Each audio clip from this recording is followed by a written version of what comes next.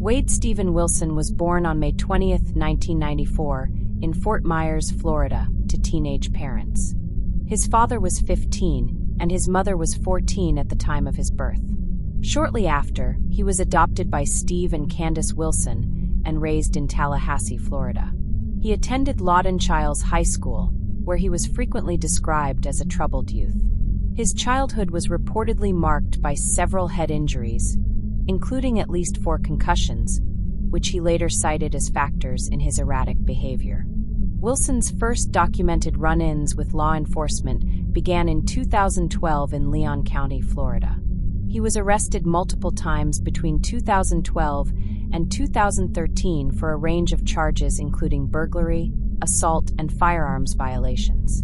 In November 2013, he was sentenced to prison for burglary and grand theft and served until September 2014. These early incidents established a pattern of escalating criminal activity. In 2015, Wilson was arrested on serious charges of sexual battery and kidnapping. A woman claimed that Wilson assaulted her in his vehicle following a party.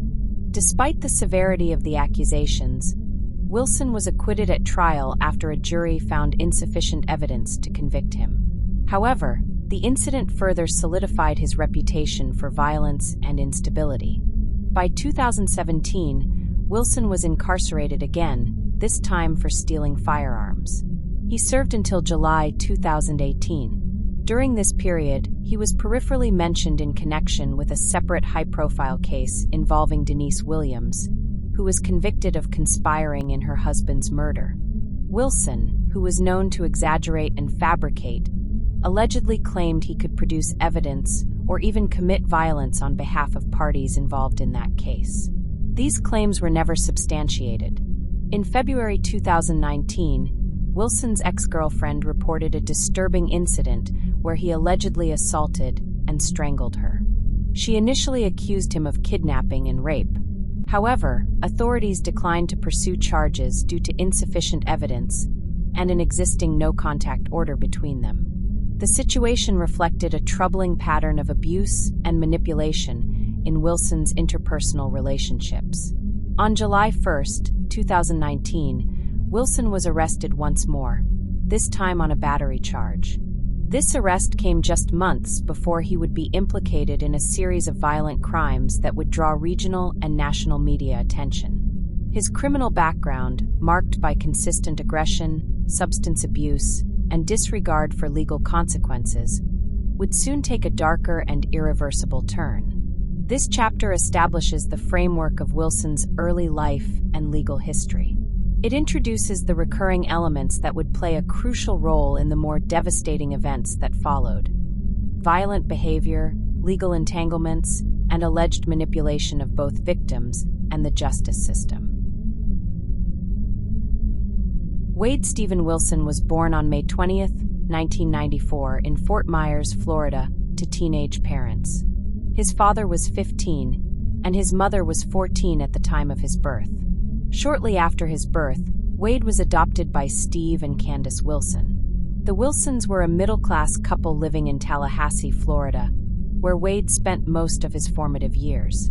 His adoptive parents provided him with a stable home environment, but those who knew the family later described Wilson as a child who was often rebellious and difficult to discipline. Teachers and peers at Lawton Chiles High School noted that Wade was prone to outbursts and seemed unable to control his temper in stressful situations. Some attributed his behavior to the multiple head injuries he had sustained in childhood, at least 4 documented concussions, most of which were connected to sports or accidents. He would later reference these injuries as contributing to his inability to manage emotions. Even during adolescence, Wade's behavior raised concerns. School records and anecdotal reports suggest that he was frequently suspended for fighting, disruptive conduct, and defiance toward authority figures. Despite these challenges, he showed occasional glimpses of intelligence and charisma, which he often used manipulatively. Teachers and counselors attempted interventions, but his behavioral issues escalated with age. By 17, Wade had begun experimenting with drugs and alcohol. His relationships with peers were often short-lived, with many acquaintances describing him as manipulative and controlling.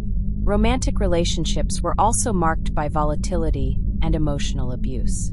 In 2012, Wade Wilson's criminal history formally began. At 18, he was arrested in Leon County, Florida, for burglary and criminal mischief. This arrest was the first of many.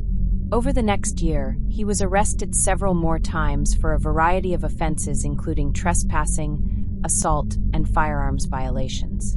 In November 2013, he was convicted on charges of burglary and grand theft and sentenced to a term in prison. He served time until September 2014. During this period, he was reportedly a disruptive inmate and had multiple disciplinary infractions. Despite this, he was released on schedule and re-entered civilian life under supervision. After his release, Wilson attempted to reintegrate into society. He moved back in with his adoptive parents for a brief period, but tensions quickly resurfaced.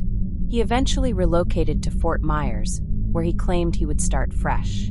However, within months, he was once again in legal trouble.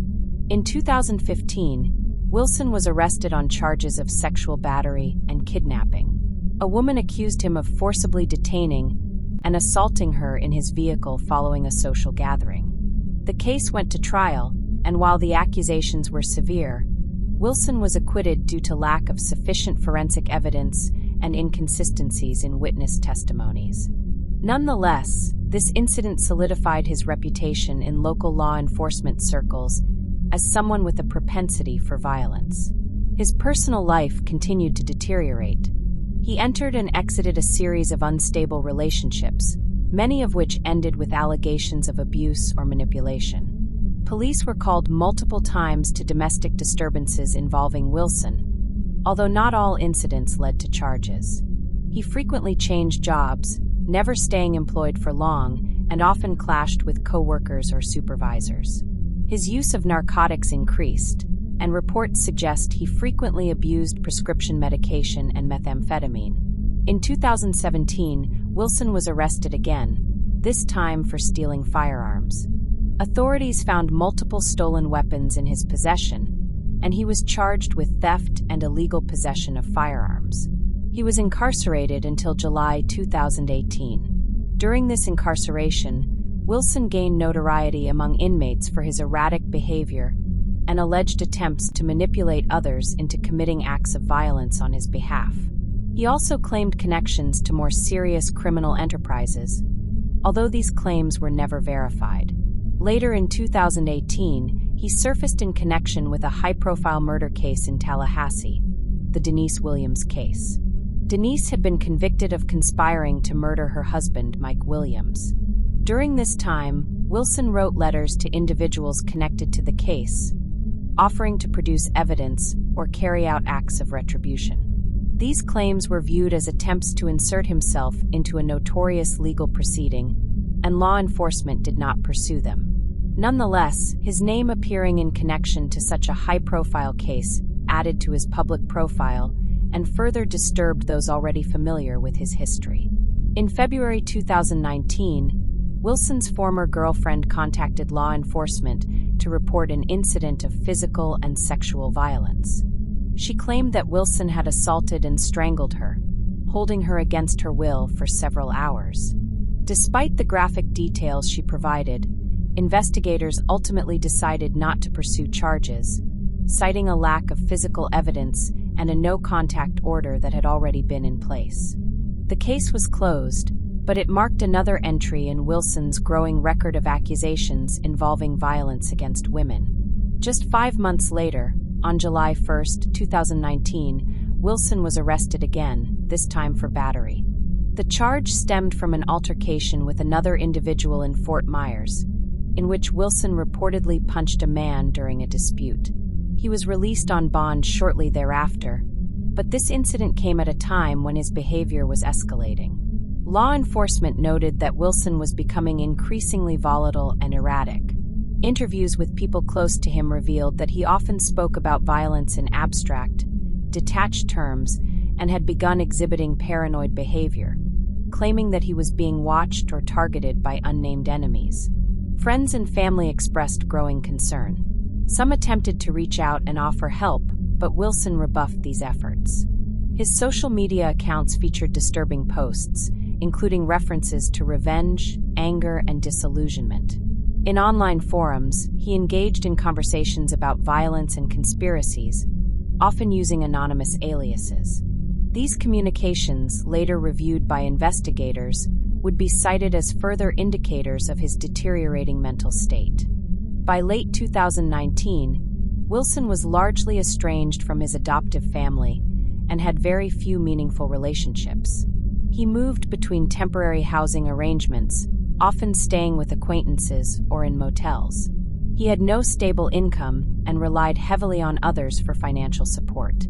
When not in jail or awaiting court dates, he drifted through communities in Southwest Florida, frequently interacting with individuals involved in illegal drug trades and underground activities. Law enforcement officials later stated that Wilson had become a familiar figure in police reports and mugshot databases. Despite repeated arrests, he had managed to avoid long-term incarceration due to a combination of legal maneuvering, lack of evidence, and the reluctance of some victims to testify. However, his record painted a clear picture. A man with a history of aggression, manipulation, and persistent legal entanglements. This groundwork laid the path for a much more serious set of crimes that would occur in the final months of 2019. This chapter has detailed the early and middle years of Wade Wilson's life, focusing on his behavioral development, legal history, and personal relationships. These components serve as crucial context for understanding how he eventually became involved in a series of violent crimes that garnered statewide media attention. The patterns of control, violence, and deflection that began in adolescence became the hallmark of Wilson's adult life, and they would soon lead to a point of irreversible tragedy. With his criminal history growing and his behavior becoming increasingly unstable, Wade Wilson's trajectory appeared unmistakably dangerous. Chapter 2 will explore the events that led up to the violent crimes for which he would eventually be charged, including his movements, associations, and the escalation in his behavior in the months prior to the homicides. In October 2019, the course of Wade Wilson's criminal history shifted from a pattern of escalating violence to acts of lethal brutality. The sequence of events that culminated in the deaths of Diane Ruiz and Krystal Hart occurred over a matter of days, but the groundwork had been laid by years of instability, aggression, and failed interventions. This chapter focuses on the timeline, known interactions, forensic evidence, and investigative response surrounding the murders of Ruiz and Hart, both of whom were killed in Cape Coral, Florida, just hours apart. On the morning of October 7, 2019, Krystal Hart failed to report to work. Co-workers and family members quickly grew concerned, as this behavior was out of character.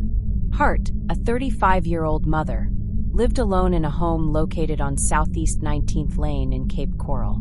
When she could not be reached, and her car was found in her driveway, a wellness check was requested.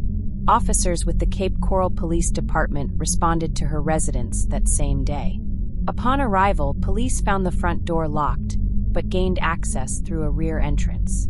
Inside, they discovered Hart's body in her bedroom. She had been strangled and suffered visible blunt force trauma to the head. The scene showed no signs of forced entry, indicating that she may have willingly allowed her assailant inside, or that the assailant had access to her home. Items in the bedroom had been disturbed, and a lamp was found broken on the floor. The medical examiner later confirmed the cause of death as homicidal violence by asphyxiation, with significant secondary trauma. She had died hours before being discovered. Investigators began canvassing the neighborhood and interviewing those who knew Hart. Through phone records and social media messages, they quickly identified Wade Wilson as a recent acquaintance. Text messages revealed that Hart had communicated with Wilson in the days leading up to her death. Wilson was known to police, and based on the content of the texts, a warrant was issued to track his movements. Later that same afternoon, a second disappearance was reported. Diane Ruiz, a 43-year-old woman who worked at a local hair salon, failed to return home after leaving for her morning shift. Her family reported her missing around 4:30 p.m. Surveillance footage captured Ruiz walking down a residential street near Vizcaya Parkway, consistent with her normal routine. However, she never arrived at work. Witnesses in the area later recalled seeing a man matching Wade Wilson's description interacting with Ruiz that morning. According to multiple accounts, he appeared agitated and was seen arguing with her near a white pickup truck. Ruiz seemed uncomfortable and attempted to walk away, but the man followed her. Within minutes, both were gone from view. The search for Ruiz intensified, and her body was discovered the following day in a wooded area near Northeast Pine Island Lane. She had been strangled and suffered significant injuries to her head and upper body. Her clothes were partially removed, though investigators did not release full details about the condition of the body due to the sensitive nature of the crime. Forensic evidence, including DNA found beneath Ruiz's fingernails and on her clothing, was later matched to Wilson. Law enforcement rapidly connected the two deaths. The proximity in time, location, and method of killing led investigators to treat the murders as the work of a single perpetrator. With Wilson already a suspect in Hart's death, and now linked by physical evidence to Ruiz's, he became the prime target of a manhunt initiated across Lee County. Wilson was arrested on October 8, 2019, just one day after the second body was discovered. He was located in a friend's apartment in Fort Myers, attempting to lay low. He did not resist arrest but made disturbing statements upon detainment. According to police reports, he said, "I've done some bad things," and mentioned having blacked out. During interrogation, Wilson provided conflicting accounts of his whereabouts and denied involvement in the killings. However, he could not explain how his DNA was found on Ruiz's body or why Hart's neighbors had seen him near her home shortly before her estimated time of death. Following his arrest, police executed search warrants on Wilson's phone, social media accounts, and vehicle. Digital forensics revealed search history and messages that included violent themes, references to death, and sexually aggressive language. Additionally, his call logs confirmed communications with both victims shortly before their deaths. Surveillance footage from the area of Hart's home showed a man matching Wilson's build and clothing entering and leaving the premises around the time of her murder. Investigators also recovered items from Wilson's vehicle that tied him to both crime scenes. These included a hairbrush belonging to Ruiz and a blood-stained shirt later identified as belonging to Hart. Trace evidence collected from his shoes contained soil consistent with the area where Ruiz's body was found. Cell phone geolocation data placed Wilson near both victims at the relevant times. The autopsy results were conclusive. Both Ruiz and Hart had died by manual strangulation, with additional evidence of blunt force trauma. There were no signs of defensive wounds on either victim, which medical examiners interpreted as possibly indicating that they had been overpowered or caught by surprise. Toxicology reports showed no drugs or alcohol in the victims' systems, ruling out the possibility of substance-induced incapacitation. The brutality of the killings and the lack of provocation were deeply troubling to both the investigators and the community. As the investigation progressed, prosecutors began preparing formal charges. Wilson was indicted on 2 counts of first-degree murder, with additional charges including kidnapping, sexual battery, and tampering with evidence. The state attorney's office made it clear early in the proceedings that they would seek the death penalty. They cited the aggravated nature of the crimes, the vulnerability of the victims, and Wilson's extensive criminal history as factors in their decision. Public reaction to the case was immediate and intense.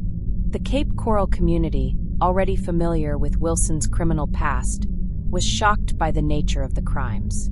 Vigils were held for the victims, and local media provided constant updates on court proceedings and investigative developments. Community leaders demanded accountability and better mechanisms for tracking high-risk offenders. The murders reignited debate in Florida about early release policies and the effectiveness of probation and parole systems. While in custody, Wilson underwent psychological evaluations to determine his fitness for trial. His defense attorneys argued that he suffered from long-standing mental health issues, including personality disorders and possible neurological damage related to his past head injuries. However, state psychologists determined that Wilson was competent to stand trial. He was housed in a secure facility under heightened supervision while awaiting court proceedings. This chapter details the murders of Diane Ruiz and Krystal Hart, the evidence linking Wade Wilson to both killings, and the swift response by law enforcement that led to his arrest. These events marked the most violent chapter in Wilson's criminal history and set in motion a legal process that would place him on trial for capital murder. The next chapter will examine the pretrial phase, including legal maneuvering, community reactions, and how investigators continued building their case as Wilson awaited his day in court. Following Wade Wilson's arrest in October 2019, law enforcement shifted focus to constructing a solid legal case while managing public outcry.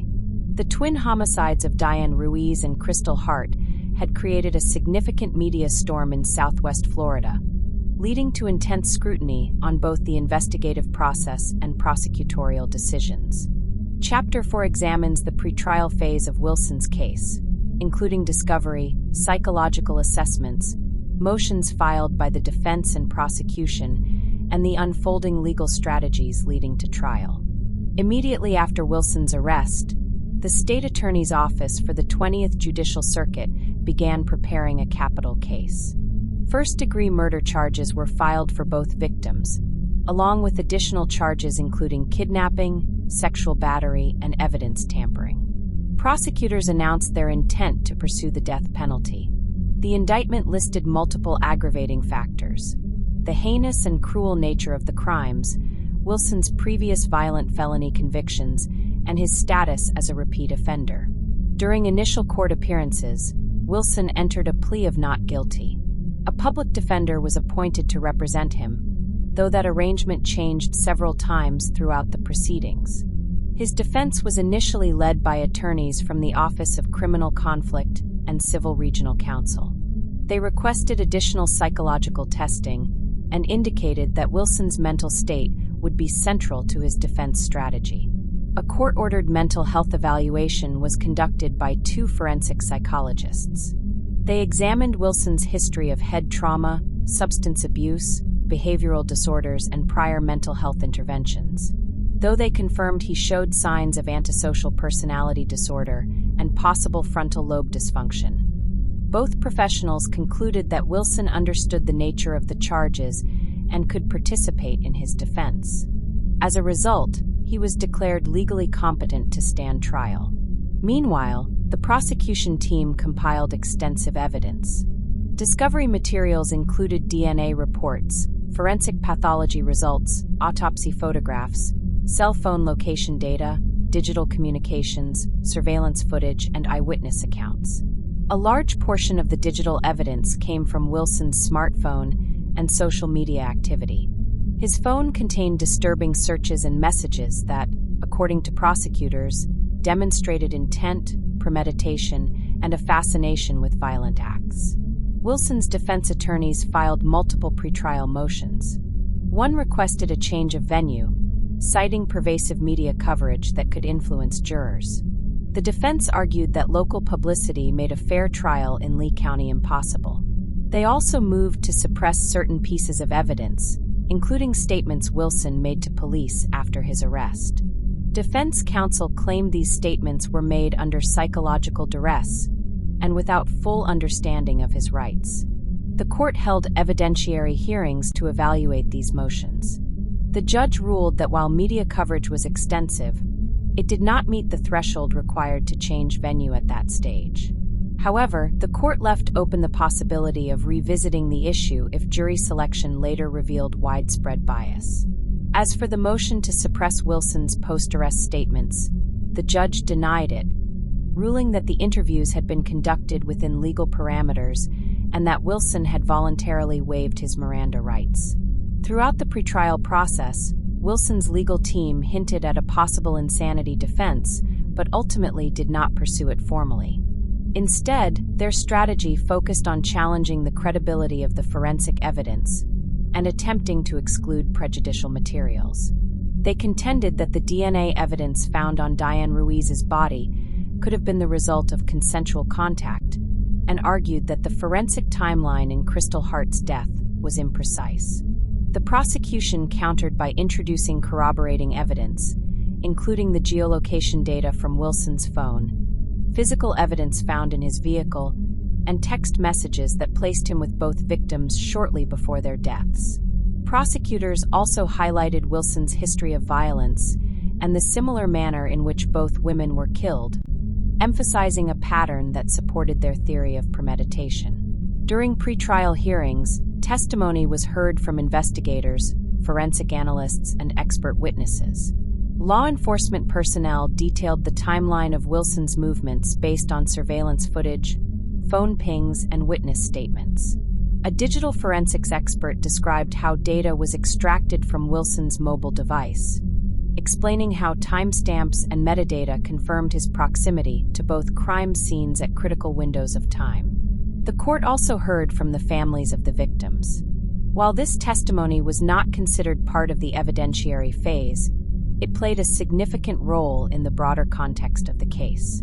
The families voiced their grief and concern over the slow pace of justice. Advocacy groups called for reforms in the judicial system, especially regarding the tracking of violent offenders and the enforcement of no-contact orders. Public interest remained high. Local news outlets covered every development in the case. Editorials discussed the failures of the probation system and asked how Wilson, with his lengthy criminal record, had been free at the time of the murders. Community groups organized forums, and victims' rights advocates pushed for changes in how violent criminals are monitored post-release. Security measures were heightened for each court appearance. Wilson was kept under tight surveillance and appeared in restraints. His demeanor in court was often described as impassive or disinterested, though at times he reacted visibly to testimony or evidence presented. These moments were closely observed by reporters and court spectators. The defense's request for additional psychological testing was granted, resulting in a follow-up evaluation by an independent neuropsychologist. This assessment focused on cognitive function, impulse control, and the potential effects of traumatic brain injury. The findings were consistent with earlier evaluations. While Wilson exhibited signs of mental illness and neurocognitive impairment, he remained competent under Florida law to proceed to trial. By early 2020, after months of motions, hearings, and legal preparations, the court announced that jury selection would begin later that year. COVID-19 pandemic restrictions delayed in-person proceedings for several weeks, but remote hearings and procedural steps continued. The judge made clear that the case would be tried as soon as safely possible, given its severity and the extended pretrial detention of the defendant. In the final months before trial, both sides finalized their witness lists. The prosecution prepared to call forensic scientists, crime scene investigators, medical examiners, and digital evidence specialists. The defense intended to call expert witnesses in psychology and pathology, as well as friends and acquaintances of Wilson who would testify to his past trauma, mental instability, and erratic behavior. As the pretrial phase came to a close, one thing was evident. The case against Wade Wilson was complex, multilayered, and emotionally charged. Both legal teams had invested significant resources in preparing for what promised to be a lengthy and high-profile trial. The families of Diane Ruiz and Krystal Hart continued to attend court proceedings and called for justice at every opportunity. Law enforcement officers remained closely involved, reviewing every detail of the case in preparation for testimony.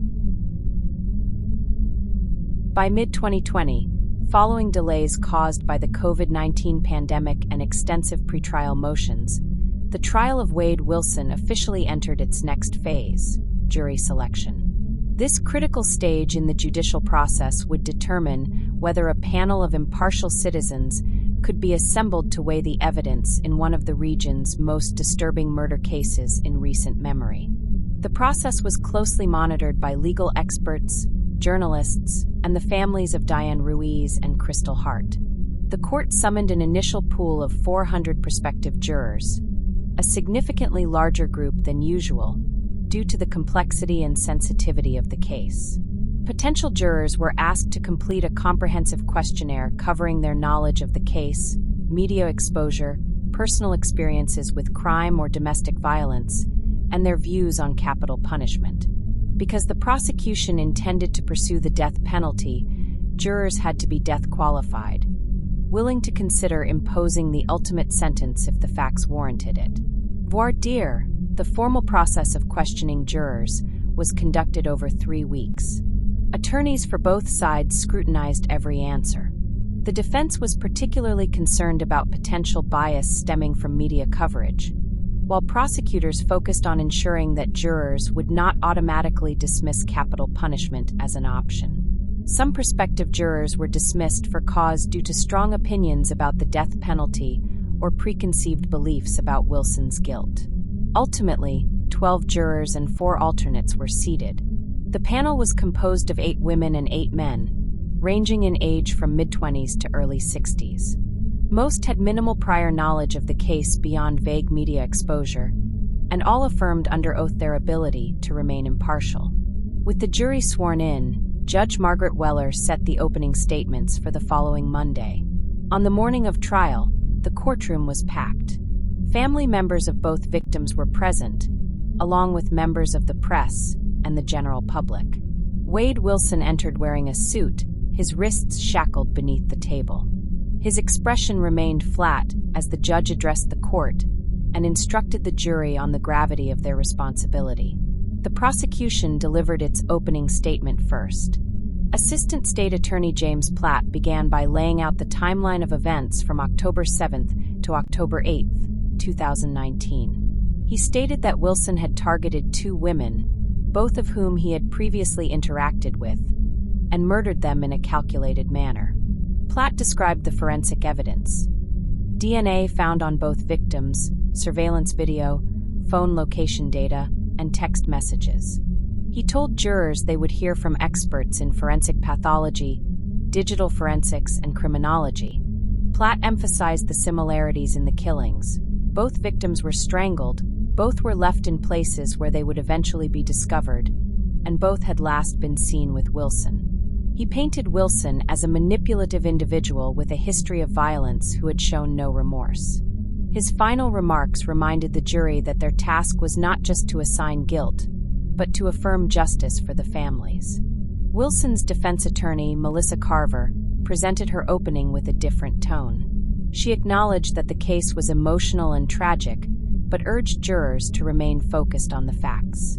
She warned against assumptions based on Wilson's prior record and suggested that the state's evidence was circumstantial and open to interpretation. Carver pointed to inconsistencies in the timeline and argued that the prosecution had built its case on weak foundations.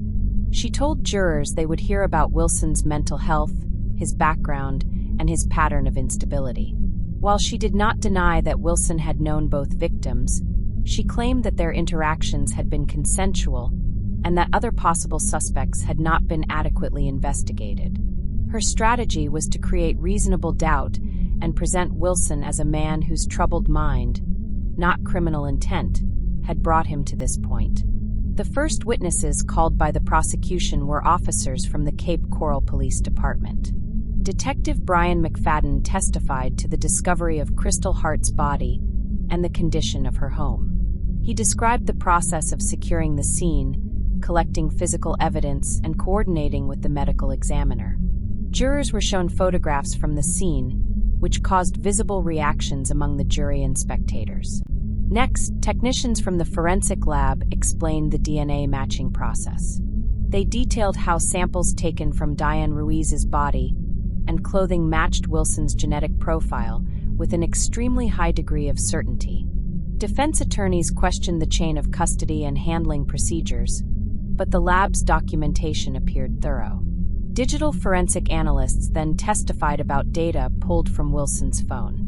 They walked jurors through timelines showing Wilson's movement via GPS pings, search history, and text messages. One notable item was a message Wilson sent just hours before Hart's murder, stating he was going out to settle things. Other messages included violent language and discussions of his perceived enemies.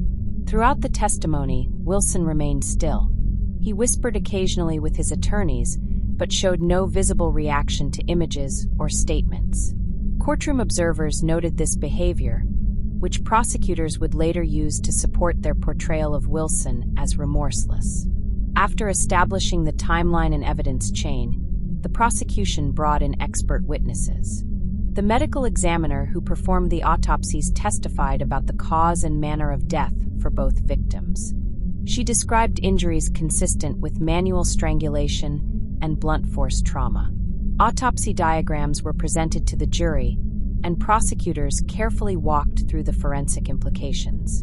When the prosecution rested its case, the defense began presenting their witnesses.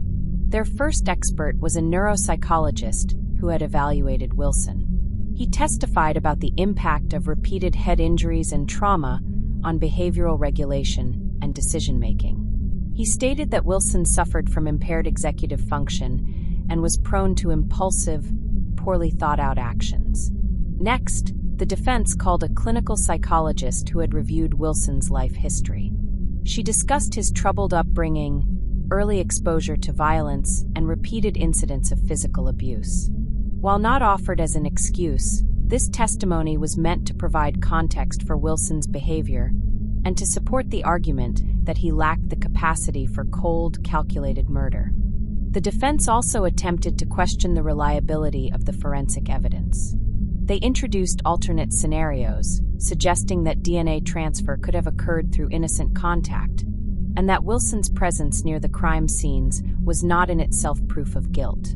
However, cross-examination by the prosecution highlighted gaps in the defense's timeline and the lack of any credible alternative suspect. As the week progressed, court proceedings were marked by intense emotional moments. Family members of the victims were occasionally seen leaving the courtroom in tears. Several jurors were visibly affected by testimony, and the judge reminded the panel to remain objective. Reporters documented the daily developments, and legal analysts debated the strength of each side's arguments. With witness testimony nearing completion, both legal teams began preparing for closing arguments. The trial had already lasted longer than initially expected, and the weight of the case was evident in the demeanor of all participants. The next chapter will focus on the final phase of the trial, including closing arguments, jury deliberation, and the verdict that would decide Wade Wilson's fate. As the trial entered its final phase, tension in the courtroom reached a peak. After weeks of testimony, evidence presentation, and legal arguments, it was time for both sides to deliver their closing statements. These final arguments would summarize the core of each side's case and offer the jury their last impression before deliberation began. The prosecution began by reiterating the timeline and physical evidence.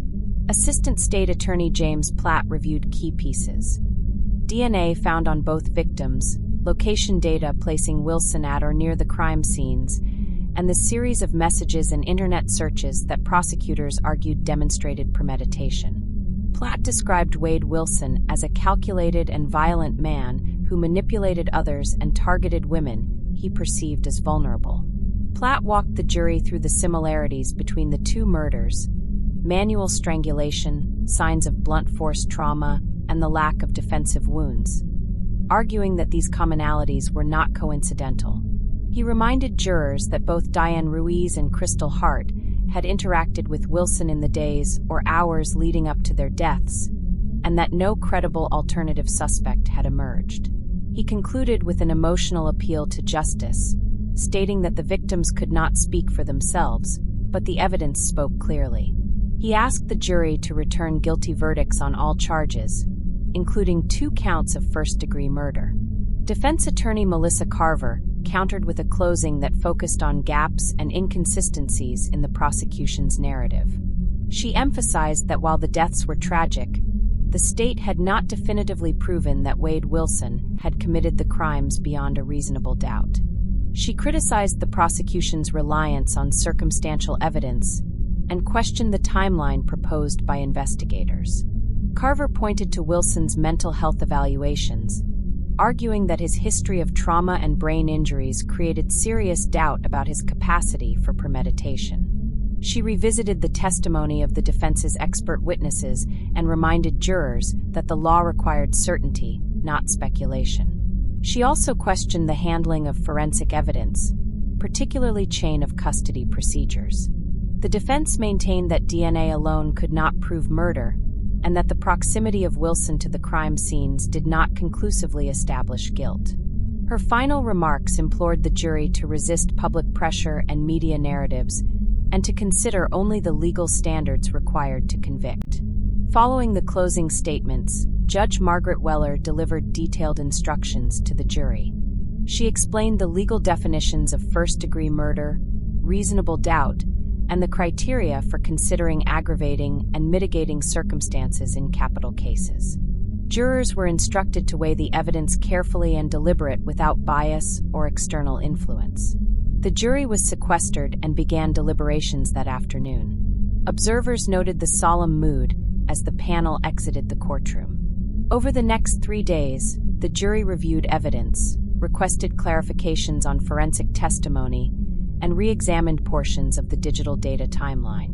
Court staff facilitated the process under strict protocols to ensure no outside contact or influence. On the 4th day, a verdict was reached. The courtroom was silent as the jury returned and handed their findings to the bailiff. Judge Weller read the verdict aloud. Guilty on both counts of first-degree murder, guilty on charges of kidnapping, and guilty on counts of tampering with evidence.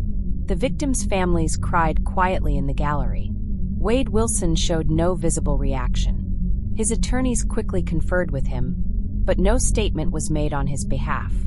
The verdict marked the end of the first phase of the legal process, but the trial was not yet complete. A separate penalty phase was required to determine whether Wilson would face life imprisonment or the death penalty.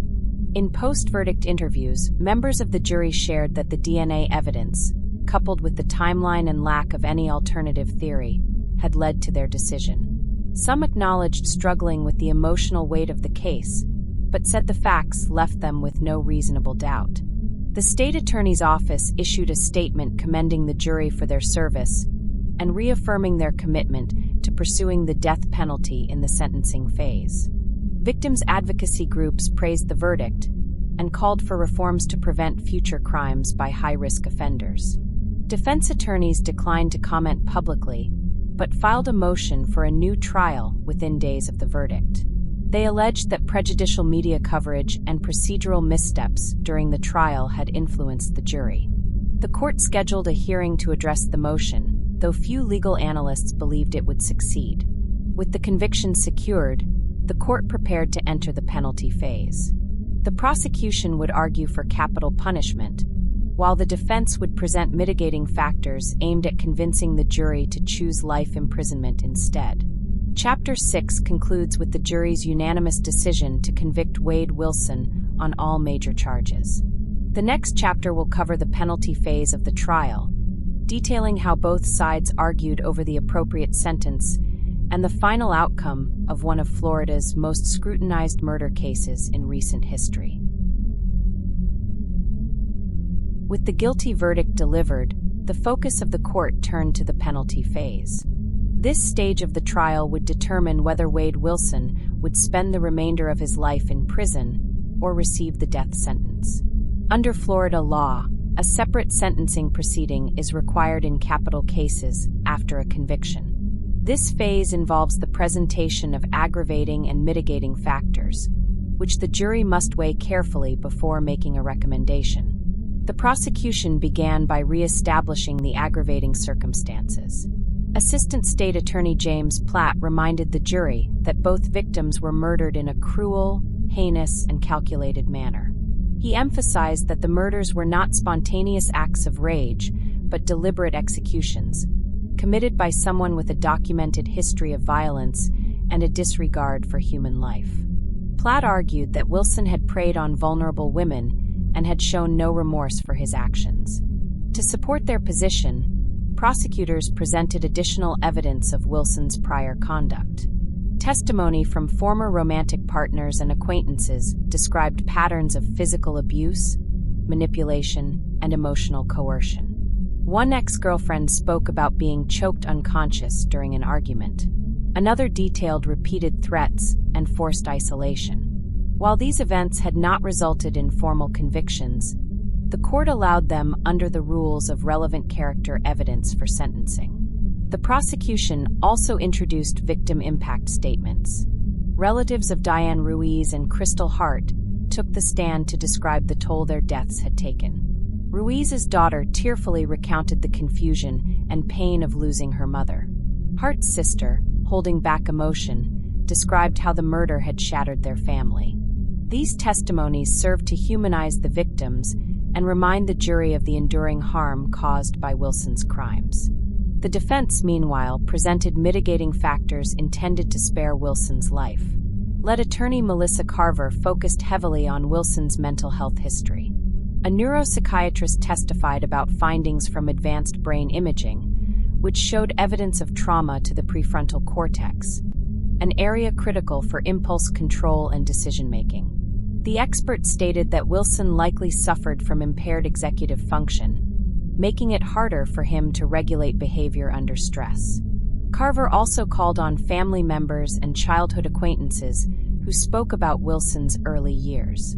They described a difficult upbringing marked by instability, neglect, and exposure to violence. His adoptive parents, Steve and Candace Wilson, shared their efforts to help him and their sadness at the outcome of his life. Candace, in particular, asked the jury to choose mercy, saying that while Wade had done terrible things, she still saw the child she had raised. Another component of the defense strategy involved Wilson's cooperation during arrest and transport. Officers testified that he had not resisted, had complied with orders, and had expressed awareness of the gravity of the situation. While not a legal mitigating factor, the defense argued this showed that he was not beyond redemption. Wilson himself chose to address the court. In a brief statement, he apologized to the families of the victims. He said, "I know nothing I say can change what happened. I am sorry for your pain." His demeanor remained reserved, and he did not express emotion beyond the scripted apology. Whether the jury found his statement sincere was unclear. The jury was then instructed on how to deliberate in the penalty phase. They were told to consider whether the aggravating factors outweighed the mitigating ones. Their recommendation for a sentence had to be unanimous in order for the death penalty to be imposed. If even one juror found the mitigating circumstances sufficient, the sentence would be life without parole. Deliberations began shortly after. The jury spent nearly 2 days reviewing testimony and evidence. Legal analysts noted that Florida juries, while capable of delivering death sentences, have become more cautious in recent years due to changing attitudes and high-profile exonerations in the state. On the 3rd day, the jury returned to the courtroom with their decision. Judge Weller asked the foreperson to read the findings. The jury had voted 12-0 in favor of life imprisonment without the possibility of parole. Gasps were heard in the gallery, though there were no disruptions. Judge Weller accepted the recommendation and sentenced Wade Wilson to 2 consecutive life terms for the murders of Diane Ruiz and Krystal Hart, plus additional time for the other charges. In her final remarks, the judge stated that Wilson would never again be a free man. She emphasized that the sentence was a reflection of the jury's careful consideration and the law's capacity for both justice and restraint. Following sentencing, the victims' families delivered prepared statements. Ruiz's daughter said she had hoped for a death sentence, but accepted the outcome. Hart's brother expressed gratitude that Wilson would never harm another person. Advocacy groups noted that the life sentence ensured finality and spared the family's years of appeals and court proceedings. The Florida Department of Corrections processed Wilson into the state prison system within days. He was classified as a high-risk inmate and transferred to a maximum security facility. Records indicated that Wilson was placed in protective custody, given the nature of his crimes and his notoriety. Public reaction to the sentence was mixed. Some in the community felt justice had been served, while others believed the death penalty was warranted. Editorials debated the broader implications for sentencing policy and the balance between punishment and rehabilitation. Wilson's legal team continued to pursue appeals, focusing on alleged procedural errors during the trial. However, most experts believed the grounds were insufficient to reverse the outcome. The case would remain under review in appellate courts for years, but the primary legal battle had concluded. In the months following Wade Wilson's sentencing, the effects of his crimes and the high-profile nature of the trial continued to resonate through Southwest Florida. The emotional and psychological toll on the victims' families, the local community, and the justice system was considerable. While the legal proceedings had concluded with a life sentence, the broader ramifications of the case were just beginning to unfold. For the families of Diane Ruiz and Krystal Hart, the trial's end brought a complex mix of emotions. Though relieved by the guilty verdict and the assurance that Wilson would never be released, the trauma of their loss remained acute. Ruiz's daughter, in interviews with local media, spoke of recurring nightmares and the pain of having to describe her mother's life and death during court proceedings. Hart's sister began working with a local support group for families of homicide victims, using her experience to help others navigate grief and the criminal justice process. Counseling services in Cape Coral and Fort Myers reported an increase in demand for trauma therapy, particularly from those indirectly affected by the case.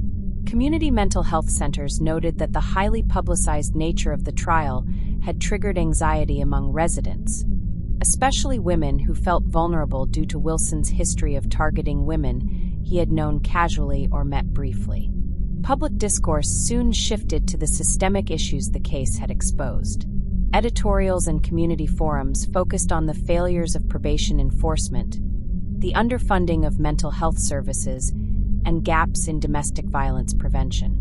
Lawmakers from the region were urged to review policies regarding repeat violent offenders and to explore reforms aimed at monitoring high-risk individuals more effectively. Local media launched investigative reports into how Wade Wilson had managed to remain free despite a lengthy record of arrests, violent incidents, and restraining orders. These reports revealed several breakdowns in communication between law enforcement agencies, missed opportunities for intervention, and a lack of follow-through on court-imposed conditions. In response, the Lee County Sheriff's Office and Cape Coral Police Department initiated internal reviews of their handling of Wilson's prior cases.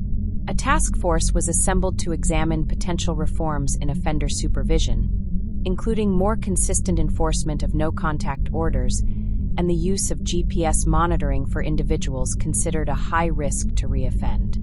The state attorney's office also conducted a post-trial analysis to identify procedural or evidentiary weaknesses that could be improved in future prosecutions.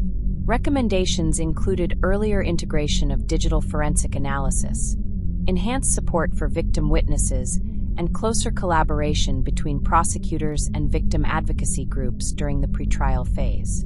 Within the broader criminal justice community, Wade Wilson's case became a reference point in discussions about balancing due process with public safety. At legal conferences and policy panels, professionals debated how to better identify offenders who present ongoing threats while respecting civil liberties. Experts in criminal psychology were invited to review the case data to better understand patterns of escalation in repeat offenders. In Fort Myers, a memorial garden was established near Krystal Hart's former residence. It became a gathering space for community vigils and an annual remembrance event for victims of violent crime. A similar tribute for Diane Ruiz was placed in her hometown, funded by local businesses and community donations. Both sites served as physical reminders of the lives lost and the ongoing need for community healing. School districts in the region, responding to public concern, began offering expanded education on personal safety and relationship violence. High schools integrated new programming on recognizing signs of abuse, accessing help, and supporting peers in crisis.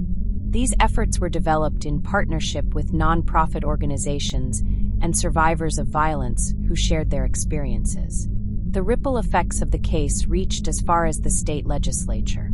Bills were introduced to strengthen penalties for repeat domestic violence offenders and to allocate more funding for mental health treatment within the correctional system. Advocacy groups testified before committees, citing the Wilson case as a cautionary example of systemic shortcomings. While some proposals stalled, others gained traction, including a pilot program for rapid response teams to investigate high-risk protection order violations. Meanwhile, Wilson's name remained in circulation through ongoing appellate filings. His legal team pursued appeals primarily on procedural grounds, arguing judicial errors during jury selection and pretrial motions. These appeals were reviewed by Florida's Second District Court of Appeal. Although few believed the outcome would change, the process was a necessary legal step and continued to draw media coverage. For the public, Wilson became a symbol of both failure and accountability.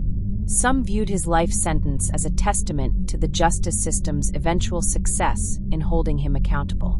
Others saw his years of unchecked escalation as proof that more proactive intervention was needed long before a trial became necessary. Among law enforcement professionals, there was a renewed focus on improving interagency coordination. Efforts were made to consolidate criminal databases and ensure that officers responding to domestic disputes had immediate access to an individual's full history. Training modules were updated to emphasize risk assessment and trauma-informed response techniques. Community organizations began offering workshops on early warning signs of abuse and how to support someone in a potentially dangerous relationship. Outreach efforts included targeted campaigns for underserved populations, including those facing language barriers, immigration concerns, or economic hardship that might prevent them from reporting abuse or seeking help. While the court case was officially closed, the societal implications remained open-ended. Local newspapers continued to revisit the case on anniversaries and during legislative cycles. Documentaries and podcasts examining Florida's most disturbing crimes began to reference Wade Wilson's story as part of a broader narrative about justice, violence, and reform. By the end of the first year following sentencing, the tangible and intangible outcomes of the case were evident across Lee County. From policy changes and community programs to the personal journeys of healing undertaken by families and survivors, the impact was lasting. After sentencing, Wade Wilson was transferred from the Lee County Jail to the Florida Department of Corrections. He was designated a high-risk inmate due to the nature of his convictions and the notoriety of his case.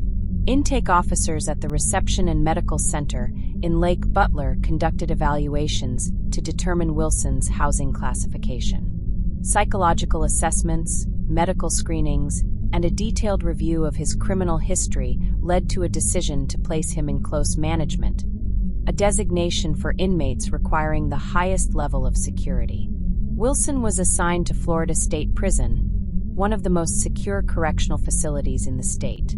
Located in Rayford, the prison houses some of Florida's most dangerous offenders. Inmates in close management are typically housed in single cells, monitored continuously, and granted limited movement outside their cells. Wilson's classification meant he would spend most of each day in isolation, with minimal interaction with other inmates. From the outset of his incarceration, Wilson was placed under protective custody protocols. This was partly due to the nature of his crimes, which involved violence against women, and partly because of the media attention his trial had received. In the prison hierarchy, such offenders are often targets. Staff at Florida State Prison monitored Wilson closely, both for his safety and for any signs of behavioral instability. According to correctional reports, Wilson maintained a low profile during his first year in prison.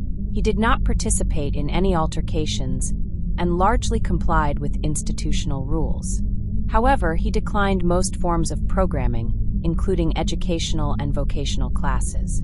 He refused religious counseling and did not request mental health therapy beyond the required monthly check-ins for inmates under psychological monitoring.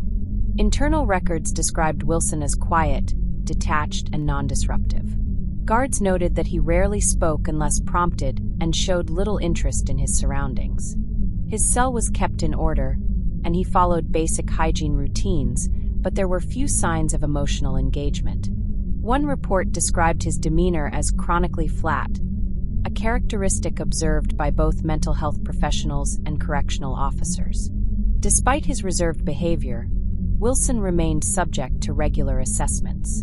Psychologists working within the Department of Corrections continued to monitor him for signs of depression, psychosis, or suicidal ideation. While he occasionally exhibited symptoms of anxiety, such as insomnia and restlessness, he did not display overt signs of mental breakdown.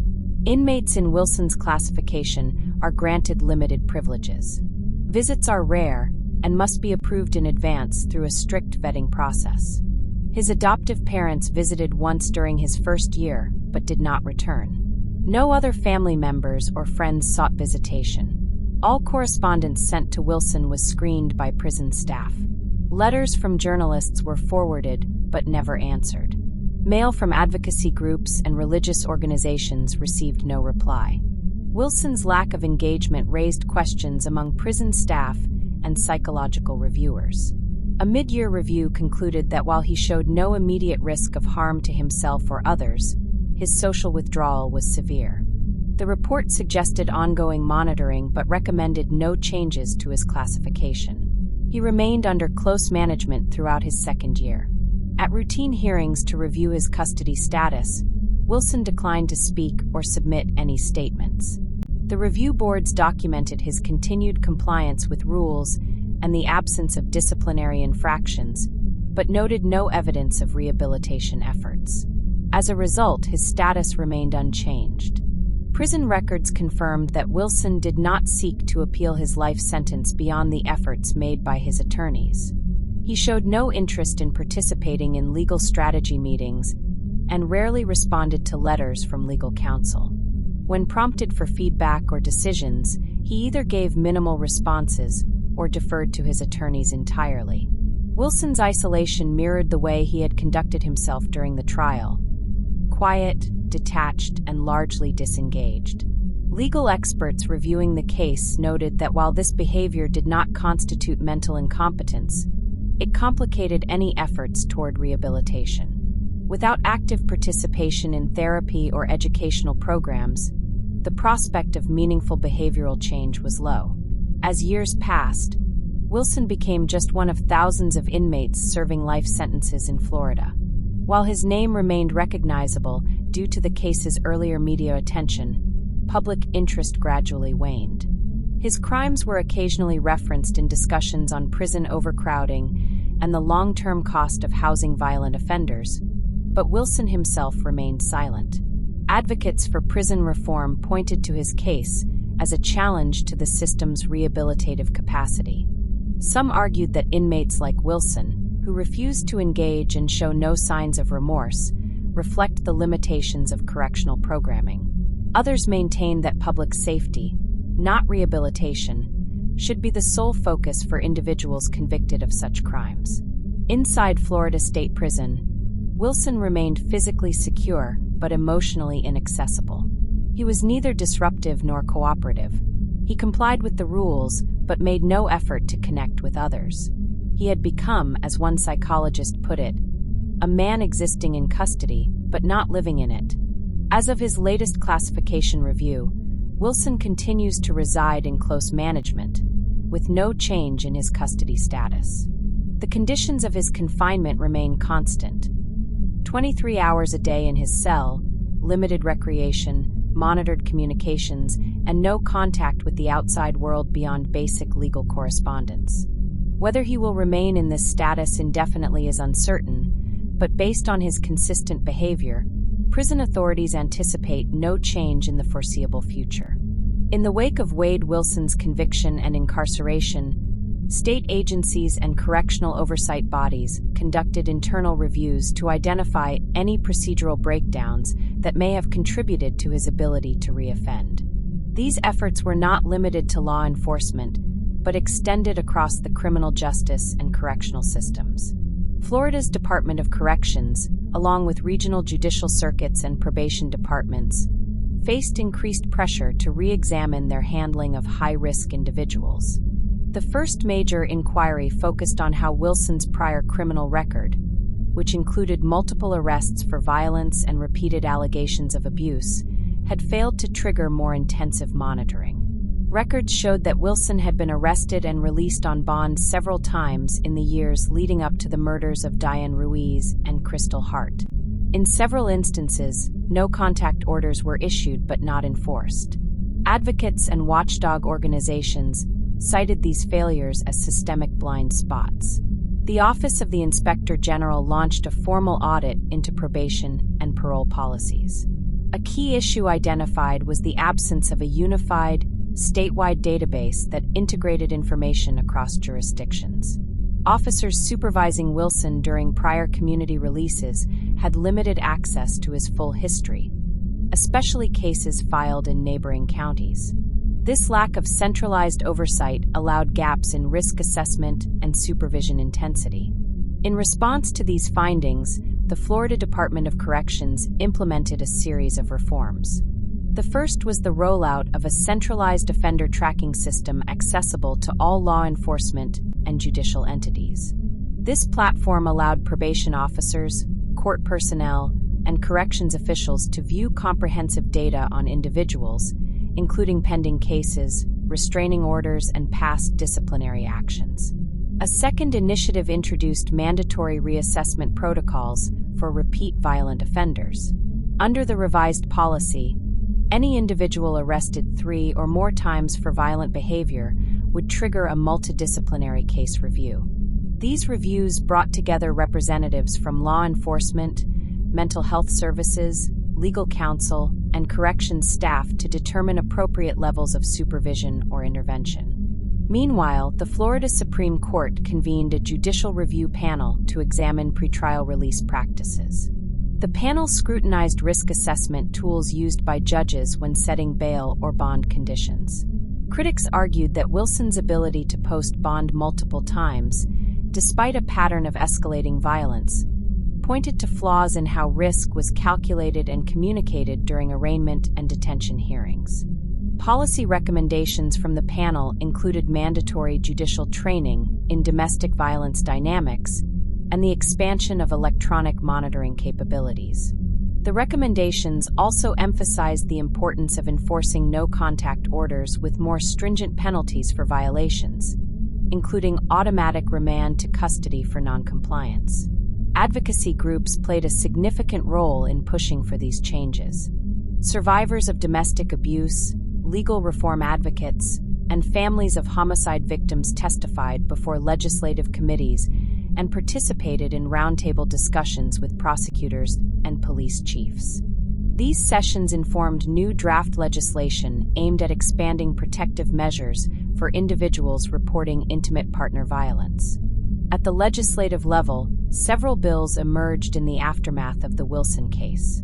One proposed expanding the eligibility criteria for GPS monitoring to include individuals with multiple domestic violence arrests, regardless of conviction status. Another called for the creation of rapid response domestic violence units within county sheriff's offices. These specialized teams would respond to repeated complaints or high-risk situations flagged by the new tracking system. While not all measures passed, several were enacted during the following legislative session. Key outcomes included the establishment of a statewide domestic violence enforcement task force and the allocation of new funding for probation departments to expand training and personnel. Within correctional institutions, Wilson's case influenced the way behavioral assessments were conducted. The Department of Corrections updated its intake screening protocols to include a more comprehensive review of behavioral red flags, including obsessive behavior, stalking history, and psychological abuse patterns. Training modules for prison staff were revised to incorporate case studies like Wilson's, aimed at helping officers recognize patterns of behavior that could signal unresolved psychological risk. These modules were paired with refresher courses in trauma-informed care and de-escalation tactics. Universities and criminal justice programs also responded by incorporating the Wilson case into their curricula. Law schools, forensic psychology departments, and public policy programs examined the case in courses focused on system reform, ethics, and criminal profiling. Guest lectures and symposiums brought together academics, legal professionals, and corrections officers to discuss policy shortcomings and emerging practices. Local jurisdictions across Florida began piloting early intervention protocols based on behavioral risk indicators. These programs aim to identify individuals showing a combination of domestic abuse, threats of violence, and resistance to court orders. Intervention efforts included mandatory counseling, temporary detainment for mental health evaluations, and increased community supervision. In Lee County specifically, a dedicated review board was established to audit unresolved complaints of domestic violence from the prior decade. The board's goal was to identify whether earlier patterns of abuse had been overlooked or mishandled. Several older cases were reopened for additional review, and officers involved in earlier responses to Wilson's complaints were interviewed as part of an internal accountability process. The combination of administrative scrutiny and community pressure resulted in a measurable shift in how repeat offenders were handled statewide. While these changes could not reverse the harm caused by Wilson's actions, they signaled a broader commitment to closing the gaps that had allowed him to operate unchecked for so long. The Wade Wilson case generated extensive media coverage from the moment of his arrest through the sentencing phase and beyond. News outlets across Florida, and eventually national platforms, provided near-constant updates, interviews, and legal commentary. This chapter focuses on the role media played in shaping public perception, influencing judicial transparency, and igniting debate over privacy, justice, and community responsibility. Local television stations were the first to break the story of Wilson's arrest in connection with the murders of Diane Ruiz and Krystal Hart. Within hours, Wilson's mugshot was published, and key details of his criminal history were recirculated. Reporters tracked the early investigation with daily live segments, often from outside the Cape Coral Police Department or the Lee County Courthouse. Initial public reaction was fueled by shock and anger. Online forums, comment sections, and social media platforms exploded with speculation, outrage, and calls for systemic reform. Hashtags referencing both victims gained traction, and local Facebook groups dedicated entire threads to discussing how the justice system had failed to contain Wilson before he could escalate to homicide. Newspapers ran editorials examining the breakdowns in community supervision, often citing timelines of Wilson's past arrests alongside critical commentary from legal analysts and victim advocates. As new evidence surfaced during pretrial hearings, reporters followed every development, publishing transcripts, expert summaries, and courtroom illustrations. National outlets picked up the case as more details emerged about the nature of the crimes and Wilson's extensive prior record. True crime podcasts released multi-part episodes examining the timeline, victim profiles, and police response. Television documentaries featured interviews with investigators, family members of the victims, and legal commentators. The attention turned the case into a widely recognized symbol of the challenges in dealing with repeat violent offenders. While media coverage played a key role in keeping the public informed, it also sparked concern from legal professionals. Defense attorneys cited the saturation of press reports as a potential threat to Wilson's right to a fair trial. During pretrial motions, they requested a change of venue, arguing that impartial jurors could not be found in Lee County. Though the court ultimately denied the motion, it acknowledged the difficulty of navigating a trial with such intense media scrutiny. Judges imposed strict courtroom rules to manage media access. Only pool cameras were allowed during certain phases of the trial. Journalists were provided designated seating areas and instructed not to approach witnesses, jurors, or attorneys. Despite these rules, daily news recaps were broadcast each evening, often including commentary that walked a fine line between factual reporting and editorializing. The families of Ruiz and Hart also experienced the effects of widespread coverage. While many members cooperated with select outlets to raise awareness about domestic violence and systemic failure, they also received unwanted attention. Some relatives reported being followed by reporters or inundated with interview requests. Advocates stepped in to help families manage media relations, provide guidance, and filter communications. Community organizations used media attention to their advantage. Nonprofits focused on domestic abuse prevention launched campaigns timed to coincide with major trial milestones. Local advocacy groups secured airtime on radio and television to educate viewers about legal resources, warning signs of abuse, and how to support survivors. Schools and universities hosted public forums and town hall discussions to explore the larger implications of the case. Social media was a particularly potent space for public discourse. Posts ranged from calls for the death penalty to broader critiques of Florida's legal and correctional systems. Viral infographics outlined Wilson's known history and explained how various red flags had been ignored or downplayed. Some users attempted to spread misinformation, prompting law enforcement agencies to issue clarifying statements through official social channels. Public opinion had a noticeable influence on elected officials. County commissioners, state legislators, and city council members received waves of constituent emails and phone calls.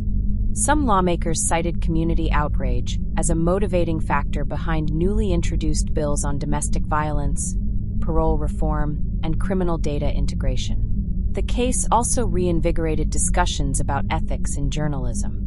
Media outlets faced criticism for sensationalizing elements of the trial or airing graphic details that some viewers found distressing.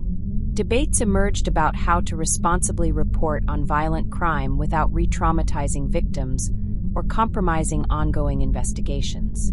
Journalism schools and professional associations used the case as a learning example, publishing guidelines and hosting panels on best practices. Despite the challenges, media exposure played a critical role in maintaining accountability. Journalists uncovered inconsistencies in early police reports, exposed delays in executing protection orders, and kept public attention focused on the legal process. Their work contributed to ongoing discussions about transparency in the justice system and the role of public pressure in driving institutional change. Years after Wilson's conviction, documentaries and retrospectives continued to revisit the case. Streaming platforms produced multi-episode series that re-examined the investigation, trial, and aftermath, often bringing in new perspectives from legal scholars and social workers. These productions extended the lifespan of the public conversation and ensured that the case remained part of Florida's legal consciousness. The impact of media and public opinion in the Wade Wilson case reflected a complex interplay of information, advocacy, and public scrutiny. While it raised ethical concerns, it also served as a catalyst for reform, education, and collective reflection. As Florida communities continued to process the legacy of the case, the role of the media remained a central element of its enduring story. In the years following Wade Wilson's conviction, legal professionals across Florida and beyond continued to evaluate the case for its broader implications. Courtrooms, law schools, legislative offices, and advocacy organizations used the Wilson proceedings as a reference point in ongoing efforts to reform how violent repeat offenders are identified, monitored, and prosecuted. Prosecutors involved in the case gave formal debriefings to colleagues in other judicial circuits, detailing the forensic strategy, digital evidence protocols, and witness management techniques that had proven effective. The coordinated handling of digital location data and phone records was presented as a best practice model, illustrating how law enforcement could synthesize technical findings with physical crime scene evidence. Defense attorneys also reflected on the case's legal structure. They discussed the challenges of mounting a defense when digital evidence dominates the prosecutorial narrative.